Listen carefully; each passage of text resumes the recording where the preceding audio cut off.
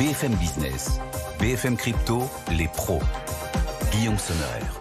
C'est votre part hebdomadaire d'avenir pour faire de vous, les témoins du monde qui se construit, des contemporains du futur. Bienvenue à tous, vos pros des cryptos. Chaque vendredi, nos talents non fongibles, nos NFT rien qu'à nous s'installent en plateau. Vous allez les découvrir pour nous accompagner en cette émission de rentrée aujourd'hui. Owen Simonin et Thibaut Boutroux, Meria à nos côtés. Bonjour messieurs, bienvenue. Bonjour. Cette toute première, salut Thibaut qui vient de s'installer aussi, cette toute première de la saison effectivement. Alors c'est une émission de rentrée spéciale, le bilan de l'été sur le marché crypto. Chaque semaine on remonte l'actu et là on va remonter toute l'actu crypto de l'été pour que vous abordiez à la rentrée les plus au fait possibles des choses. On va vous uploader pendant une vingtaine de minutes. Donc le grand bilan de l'été à suivre. On parlera aussi de Telegram, bien sûr. L'écosystème crypto est très attentif au sort du fondateur de Telegram, arrêté en France, désormais mis en examen. On vous dira où on en est et pourquoi. Pour l'écosystème crypto, c'est un sujet important. Et puis un regard bien sûr aussi vers l'avenir de l'écosystème. Quels grands enjeux pourraient impacter le marché ces prochains mois? La présidentielle américaine, on est à 2 mois maintenant de cette présidentielle, les baisses de taux.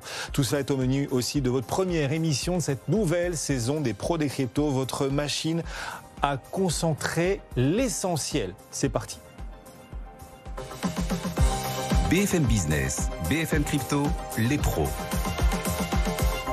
Ils sont là, nos premiers pros de la saison. Owen Simonin pour Meria et Thibaut Boutroux. Bonjour messieurs, bienvenue. Est-ce que vous avez passé un bon été, Owen? Très bon été. Oui. Vous avez plus de couleurs que d'habitude, Owen? Je les ai eus mes 2 semaines de soleil. Ça y est, vous les avez eus? Ça fait longtemps que vous les attendiez ces 2 semaines. Je courais après depuis des années. Ne réglez pas votre écran de smartphone ou de téléviseur. Non, il a bien des couleurs, c'est bien ça. Owen a pris un peu de temps pour lui cet été. Thibaut Boutroux a un peu plus l'habitude. Avant l'été, on se souvient, vous aviez déjà pris un coup de soleil. Ça, vous avez à nouveau des coups de soleil en cette rentrée. Ouais, mais c'est ça. Tant qu'il reste au travail, moi, j'ai le temps de me profiter un petit peu plus. L'été a été chaud, on est parfois au calme quand même, effectivement à la plage. Les marchés actions cet été ont été un peu chaotiques. Et sur le marché crypto, on n'a jamais la garantie d'entrer dans un univers de sérénité. Bien loin de là, les secousses sont souvent inattendues.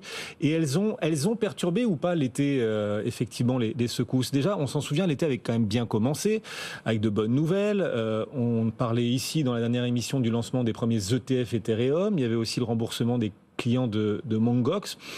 L'été avait plutôt bien commencé en l'occurrence, Owen. Eh bien, ça ressemble à des bonnes nouvelles, mais si on prend purement le spectre spéculatif et le prix des crypto-monnaies, pas forcément. En fait, le remboursement des clients de Mt. Gox a créé un petit mouvement de peur. Mine de rien, ce sont des gens qui s'étaient fait voler des bitcoins il y a plus de 10 ans. On va leur rendre aujourd'hui. Le bitcoin n'a plus du tout la même valeur qu'il y a 10 ans, et donc une grande partie des gens qui vont percevoir ces bitcoins vont être vendeurs. Quoi qu'il en soit, c'est surtout la peur que ces gens soient vendeurs qui ont fait bouger les marchés des cryptos, on le sait bien, et c'était le cas principalement sur le mois de juillet. Également certains pays, comme l'Allemagne ou encore les États-Unis d'Amérique, qui vendent une partie des bitcoins qu'ils ont saisis dans certaines affaires criminelles. Et même la bonne nouvelle qu'a été l'ETF sur Ether, pour le coup, d'un point de vue spéculatif, c'est censé représenter la possibilité d'avoir un volume acheteur, donc une pression acheteuse et donc une hausse des prix. Eh bien, figurez-vous que depuis le lancement des ETF Ether, il y a plus de flux sortants que de flux rentrants. En fait, il y avait déjà un très gros produit qui a été recatégorisé en tant qu'ETF, c'est celui de Grayscale, et on voit déjà plus de 2,5 milliards d'euros sortir de ce produit. En grande majorité, 2 milliards sur les 2,5 milliards se sont repositionnés sur d'autres ETF, notamment celui de BlackRock.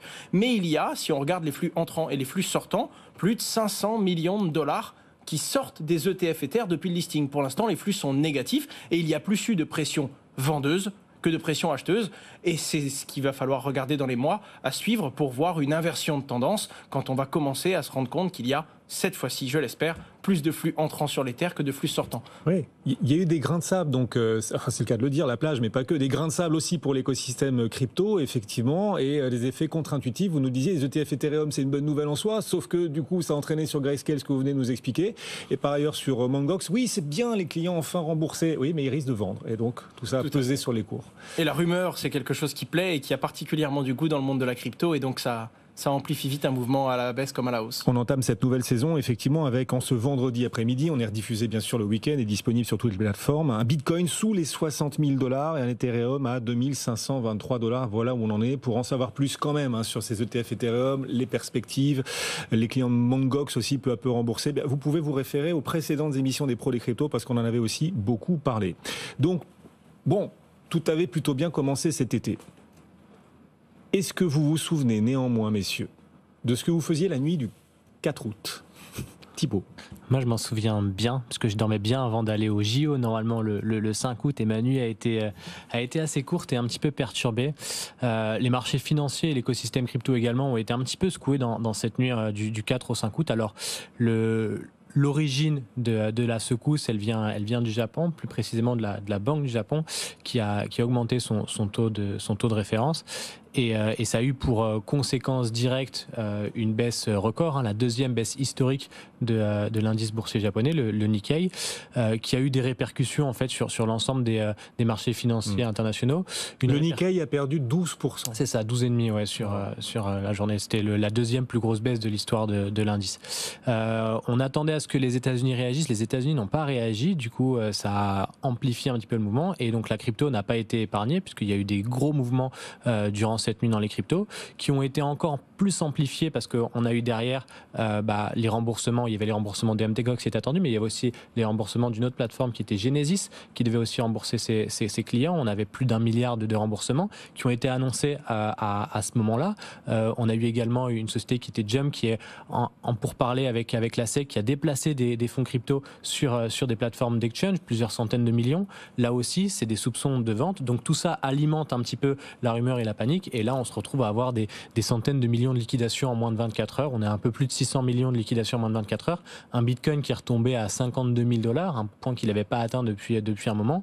Alors après, il a repris potentiellement petit à petit des couleurs. Mais en tout cas, on a eu effectivement 24-48 heures qui ont été assez rouges sur les marchés crypto. Effectivement. Et donc, toujours, alors plus ou moins, ça dépend des périodes et des phases, mais parfois une corrélation entre le marché traditionnel, comme on dit, ce Nikkei dont vous nous parliez, qui a vécu l'une de ses pires séances, effectivement, la nuit du 4 août, la nuit ici, là-bas c'était le jour, en côté, à Tokyo, et un impact direct sur les cryptos, Owen ? C'est aussi ça la beauté de Bitcoin, c'est qu'on ne sait pas comment le qualifier.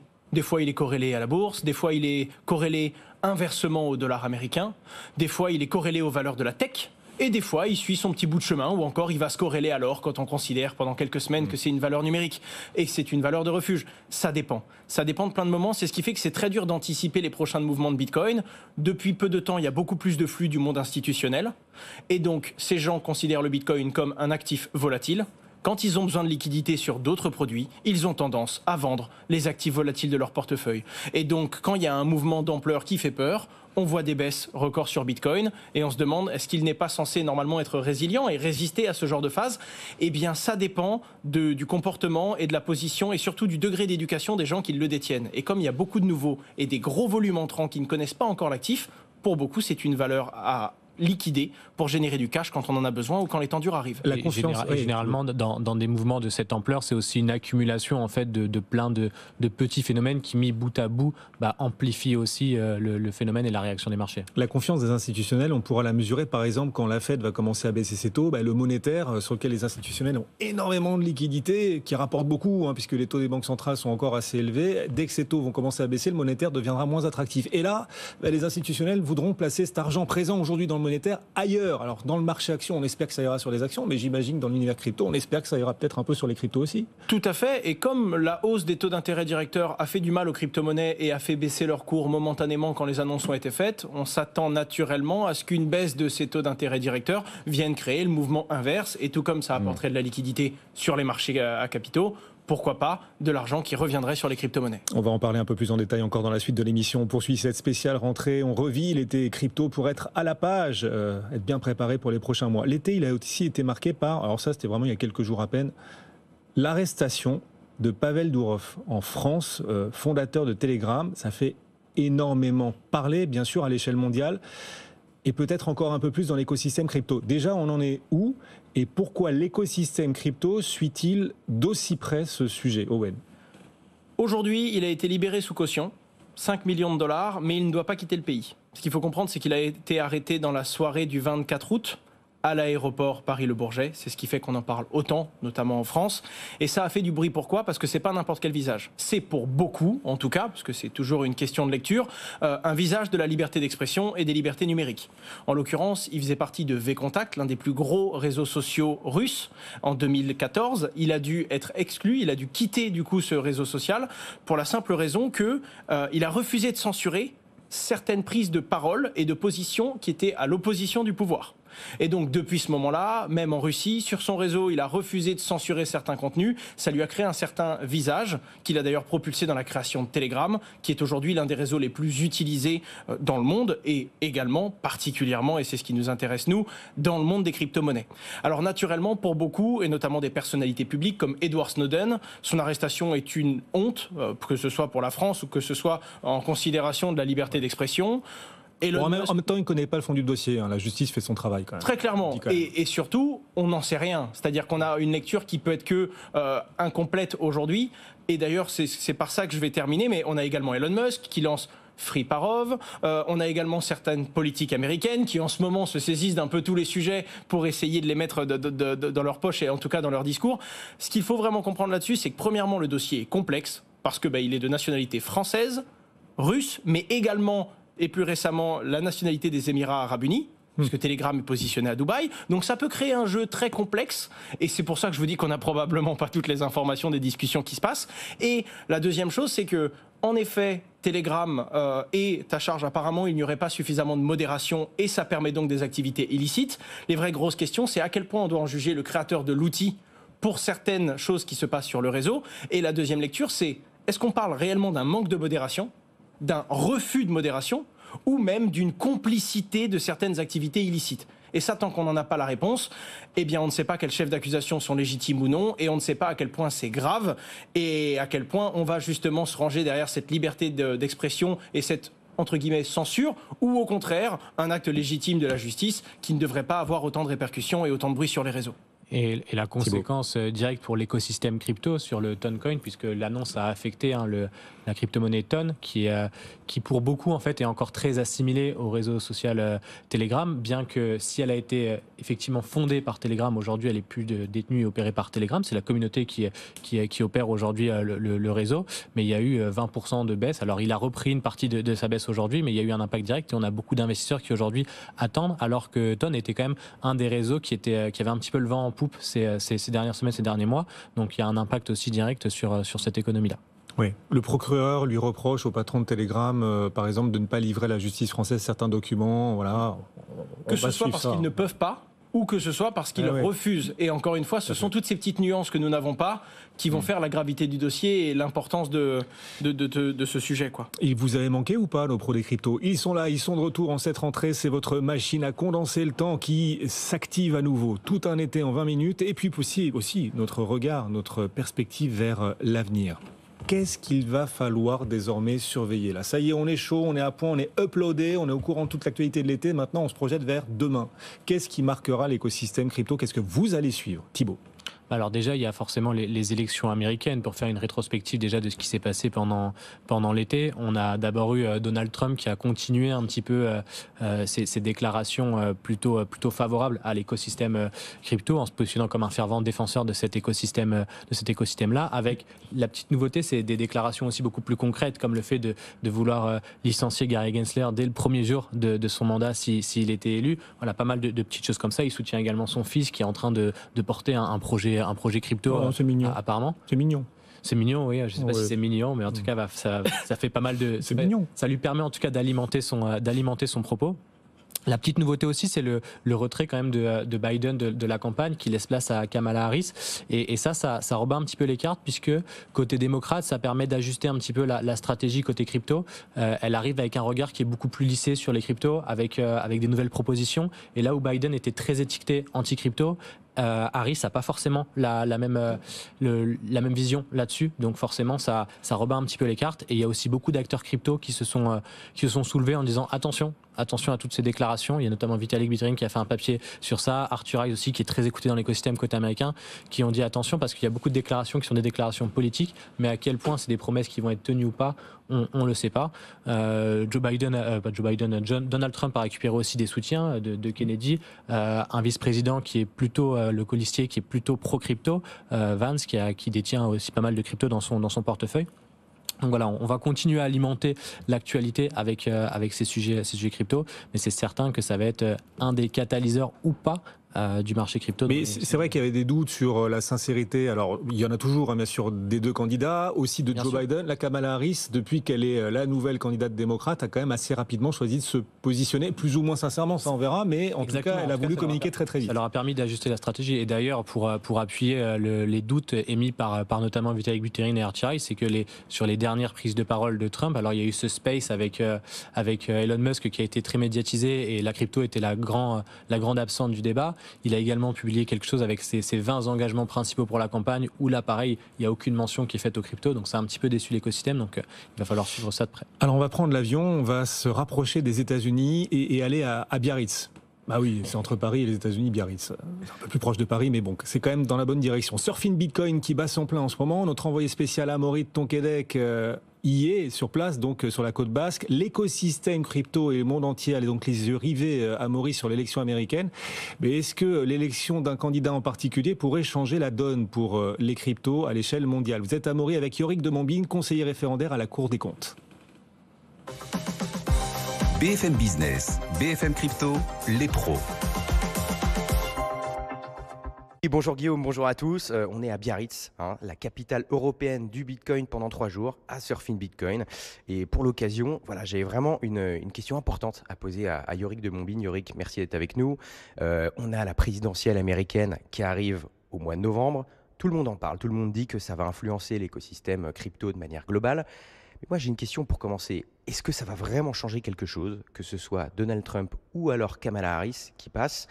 Peut-être déjà pour commencer, on peut peut-être discerner à la fois ce qu'ils disent, ce que chaque candidat dit individuellement et la formation politique qu'il y a derrière chaque candidat et les parties de leur programme qui pourraient influencer l'écosystème crypto. Peut-être déjà pour commencer, que disent Yorick pour vous, Donald Trump et Kamala Harris individuellement? Oui, moi je pense que cette élection va être déterminante, va avoir un impact important sur le développement des cryptos aux États-Unis et dans le monde. Donc quand on regarde ce que les deux candidats disent, le préalable à avoir en tête, c'est qu'il est très probable que ni l'un ni l'autre n'ait la moindre connaissance ni le moindre intérêt pour les cryptos. On est vraiment dans une logique de promesses les plus clientélistes et démagogiques possibles des deux côtés. Les deux côtés ont identifié que c'était un sujet électoral et qu'il y avait une catégorie électorale à flatter. Entre les deux candidats, il y en a quand même un qui se montre beaucoup plus favorable aux cryptos que l'autre, c'est Trump. Il a dégainé en premier. Dans son style désordonné et confus, il a fait énormément de promesses, mais qui vont beaucoup plus loin que Kamala Harris. Donc là, entre les deux candidats, c'est très clair. Bon, donc Trump, a priori, plus favorable personnellement aux cryptos que Kamala Harris, mais maintenant, dans les équipes qui les entourent et dans le reste, tout simplement, de leur programme aussi, comment, de quel côté ça pourrait avoir le plus d'impact positif ou alors négatif pour l'écosystème crypto, du coup, de manière globale, même internationale? Là, c'est la même chose. Quand on compare les deux entourages, les deux camps, les deux idéologies, le camp républicain est nettement plus favorable aux cryptos. Il y a plus de parlementaires républicains favorables aux cryptos, comme Cynthia Lummis, alors que dans le camp démocrate, il y a Elizabeth Warren. Le camp de Joe Biden s'est montré favorable aux monnaies numériques de banque centrale, qui sont donc des concurrents directs des cryptos. Par ailleurs, le programme macroéconomique et de finances publiques de Kamala Harris, qui va consister à augmenter les impôts, à creuser les déficits, va avoir un impact indirect sur les cryptos. Défavorable, très probablement. Donc on peut dire, Yorick, aujourd'hui que, bon, on parle là uniquement de crypto, de développement de l'écosystème à l'échelle internationale. Si Donald Trump passe en novembre, ça pourrait accélérer le développement de l'écosystème, alors que si Kamala Harris passe, ça pourrait le freiner, c'est ce que vous dites aujourd'hui? Oui, exactement. Les États, fondamentalement, sur le long terme, ne peuvent pas grand-chose contre Bitcoin. Ils peuvent être très néfastes aux cryptos, en revanche. Et en tout cas, si c'est Trump qui gagne, ce sera beaucoup plus favorable pour les deux, pour Bitcoin et pour les cryptos. BFM Business, BFM Crypto, les pros. Voilà, Amaury et Yorick de Montbaigne depuis Biarritz, Surfing Bitcoin qui se poursuit. Amaury est notre envoyé spécial et donc là il s'engage. Yorick, il estime que c'est voilà, mais bon c'est peut-être un biais personnel, j'en sais rien, mais les cryptos à ses yeux votent républicains, voilà, et les républicains votent plus crypto que les démocrates. Je sais pas si vous partagez cet avis. Je sens un biais, mais c'est peut-être un feeling personnel. Il y en a peut-être un et c'est vrai que y a des gens qui sont pro Bitcoin dans les deux camps, hein, quoi qu'il arrive depuis toujours. Mais c'est vrai que si on fait parler les chiffres. Et pour le coup, Yorick de Montbaigne le dit très bien, c'est vraiment ce qui se dégage, et surtout aux États-Unis. Donc je suis plutôt d'accord avec sa lecture. Thibaut, pareil.